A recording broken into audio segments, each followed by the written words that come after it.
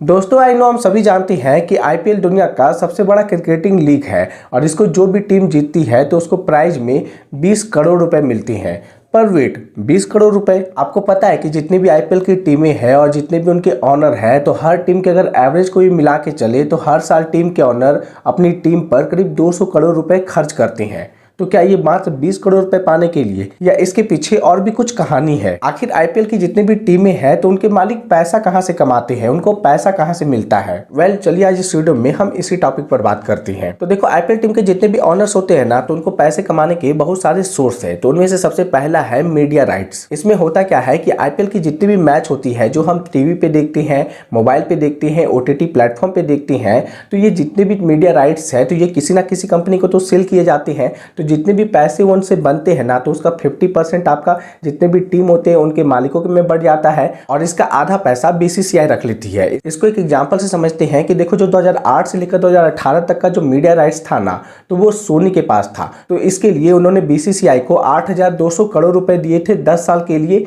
ये IPL match दिखाने के लिए। तो ये जो 8,200 करोड़ रुपए थे तो ये आधा आपका बीसीसीआई रखा और आधा ये टीम के मालिकों में बट गया। उसके बाद 2018 से लेकर 2023 तक जो मीडिया राइट्स थे उसको वो स्टार कंपनी को बेचा गया आपका 16,000 करोड़ रुपए में। तो उसमें से आधा आपका बीसीसीआई रखा और आधा अलग अलग टीम के मालिकों में बट गया। और अभी जो लेटेस्ट आपका मीडिया राइट्स बिका है तो वो 48,000 करोड़ रुपए में बिका है। आपका ये टीवी के भी ब्रॉडकास्टिंग राइट्स और ये जो आपका ओटीटी प्लेटफॉर्म का ब्रॉडकास्टिंग राइट है, ये दोनों को मिला के तो ये भी आने वाले समय में बीसीसीआई और टीम के मालिकों में बटेगा। आईपीएल टीम के मालिकों का दूसरा सोर्स है आपका टाइटल स्पॉन्सरशिप। आपने देखा होगा कि जो भी आईपीएल होता है ना तो सिर्फ आईपीएल नहीं होता है, उसके आगे कुछ टाइटल होता है। जैसा कि आपका पहले था डीएलएफ आईपीएल, फिर पेप्सी आईपीएल, फिर आपका एक समय में 2020 में आपका ड्रीम 11 आईपीएल, फिर उससे पहले आपका वीवो आईपीएल था और अभी लेटेस्ट में आपका टाटा आईपीएल चल रहा है। तो बस ये जो कंपनी होती है ना तो ये सिर्फ टाइटल पाने के लिए वो बीसीसीआई को हर साल करीब 300-400 करोड़ रुपए ऐसे ही दे देती है। तो ये भी जितना पैसा होता है ना तो ये भी टीम के मालिकों में शेयर किया जाता है और कुछ पैसा आपका बीसीसीआई रखती है। तीसरा सोर्स है आपका ब्रांड स्पॉन्सरशिप। तो चलो इसको एक एग्जांपल से समझ लेते हैं कि मान लो एक टीम लेते हैं आपका सीएसके।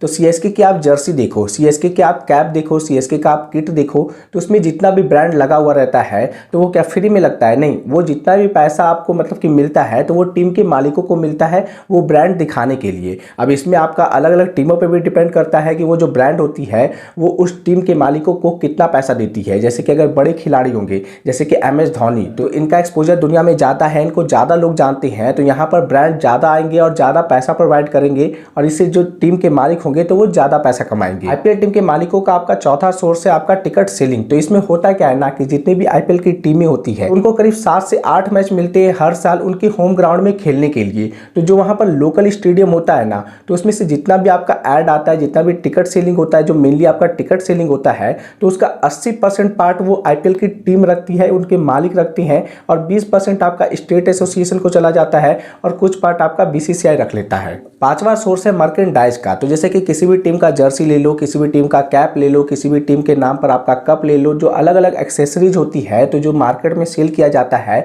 तो उसका भी जितना भी पैसा बनता है तो वो आईपीएल टीम के मालिकों को ही जाता है। प्लस आपने देखा होगा कि एक साथ में एक टीम होती है जो अलग अलग ऐड करती है आपका टीवी पर। तो वो जो आईपीएल की टीम जो वहां पर जा रही है तो वो इंडिविजुअल कमाई नहीं कर रही है, वो चूंकि सीएसके का आपका मतलब कि ये जर्सी पहन के जा रही है तो सीएसके के जो टीम के मालिक होंगे ना तो वो ऐड कराने के लिए सीएसके की टीम के मालिकों को ही पैसा मिलेगा, वो इंडिविजुअल प्लेयर को नहीं मिलता है। और फाइनली हम सभी जानते हैं कि आईपीएल की जो विनिंग टीम होती है तो उसको फाइनली 20 करोड़ रुपए मिलते हैं। तो वो जो प्राइज मनी है ना तो वो आधा आपका टीम के मालिक रखते हैं और आधा जो पैसा होता है वो टीम के अंदर ही इक्वल सभी खिलाड़ियों में बट जाता है। अब आपको लग रहा होगा कि अच्छा, इस तरह सारी टीमें पैसा कमाती है तो इसका मतलब कि कोई जीते हारे उससे क्या फर्क पड़ता है? तो नहीं, अगर कोई टीम जीतती है, टॉप 4 में भी आती है ना तो उससे बहुत फर्क पड़ता है। कैसे फर्क पड़ता है कि देखो, अगर मेरी टीम अगर टॉप 4 में जा रही है इसका मतलब कि मुझे ज़्यादा मैच खेलने के लिए मिलेंगे, ज़्यादा मैच खेलने के लिए मिलेंगे तो इसका मतलब है कि ज़्यादा स्पॉन्सर्स हमारे मतलब जितने भी ऐड वाले जितने भी ब्रांड है तो वो हमारे में ज़्यादा पैसा खर्च करेंगे। और कोई टीम अगर कंटिन्यूसली जैसे कि सीएसके लगातार वो टॉप 4 में रहती है आईपीएल की फाइनल, तो मतलब कि मोस्टली वो खेलती ही है, तो यहाँ पर जो ब्रांड होगा ना तो वो ज़्यादा पैसा खर्च करेगा। क्यों?